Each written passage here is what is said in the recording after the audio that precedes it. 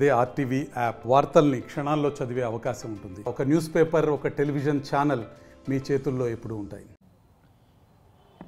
ముఖ్యంగా అధికారంలోకి వచ్చినటువంటి ప్రభుత్వం కార్మికుల సమస్యలు పరిష్కరించడంలో పూర్తిగా విఫలమైంది అవుతుందని చెప్పి మేము సిఐటిగా చెప్పదలుచుకున్నాం.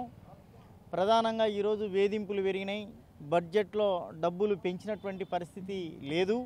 కాబట్టి దీన్ని నిరసిస్తూ 5వ తేదీ మున్సిపల్ కార్మికుల జీతాలు మినిమం 26,000 వేతనం ఇచ్చి పర్మనెంట్ చేయాలని, అట్లాగే గ్రామ పంచాయతీలు, ఆశా వర్కర్సు 10వ తారీఖున అంగన్వాడీ వర్కర్లకు వేతనాలు పెంచాలని చెప్పి చలో విజయవాడ కార్యక్రమం జయప్రదం చేయాలని, జిల్లాధికారులు వాటిని రాష్ట్ర ప్రభుత్వానికి పంపాలని చెప్పి ఈరోజు కడప కలెక్టరేట్ వద్ద అధికారుల దగ్గరికి రావడం జరిగింది.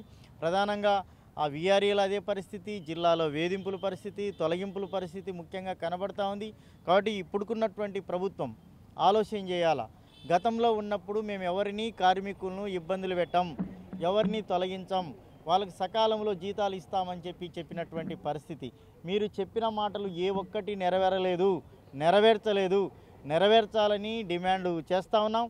అట్లాగే పర్మనెంట్ చేయాలని చెప్పి ముఖ్యంగా సిఐటిగా చెప్పదలుచుకున్నాం. అంగన్వాడీలు, ఆశాలు, మధ్యాహ్నం, వీఆర్ఏ, మున్సిపల్ అన్ని రకాల కార్మికుల పరిస్థితి వర్ణనాతీతం.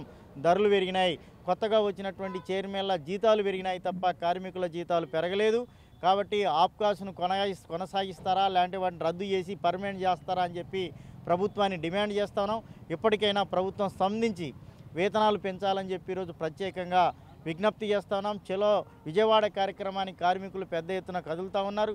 కాబట్టి దీనికి అన్నిటికీ రాష్ట్ర ప్రభుత్వమే బాధ్యత వహించాలని మీ ద్వారా ప్రత్యేకంగా విజ్ఞప్తి చేస్తూ ఉన్నాం. అంగన్వాడీ సమస్యల పరిష్కారం కోసం ఈ నెల 10వ తేదీ చలో విజయవాడ కార్యక్రమాన్ని మా యూనియన్ పిలిపివ్వడం జరిగింది.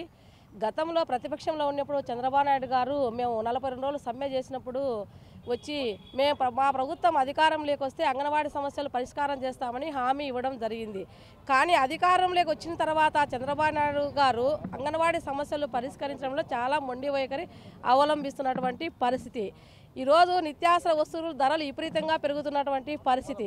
అంగన్వాడీ టీచర్లు చాలామంది భర్త లేని వాళ్ళు, ఒంటరి మహిళలు ఉన్నారు. వచ్చే 11,500 జీతం ఏమాత్రము సరిపోనటువంటి పరిస్థితి. సెంటర్ అద్దెలు కూడా మా జీతంలో కట్టాల్సినటువంటి పరిస్థితి. అలాగే కూరగాయల మెను ధరలు ఇచ్చేటువంటి గవర్నమెంట్ ఇచ్చే ధరలు ఏమాత్రం సరిపోవు.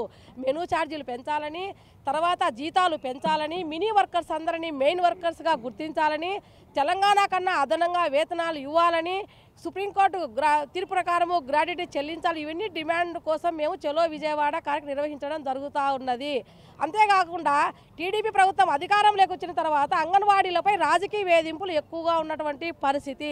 ఏదో ఒక నెపం పెట్టి రాజకీయవేత్తలతో అంగన్వాడీ టీచర్లను తొలగించడము, అలాగే ప్రమోషన్లు హెల్పర్స్ చాలామంది హెల్పర్స్కు ప్రమోషన్ అర్హత ఉన్నప్పటికీ కూడా రాజకీయ ఒత్తిళ్లతో అధికారులు చేయలేనటువంటి పరిస్థితి. కాబట్టి ఈ సమస్యల పరిష్కారం కోసం మేము చలో విజయవాడ కార్యక్రమం నిర్వహించడం జరుగుతూ ఉన్నది.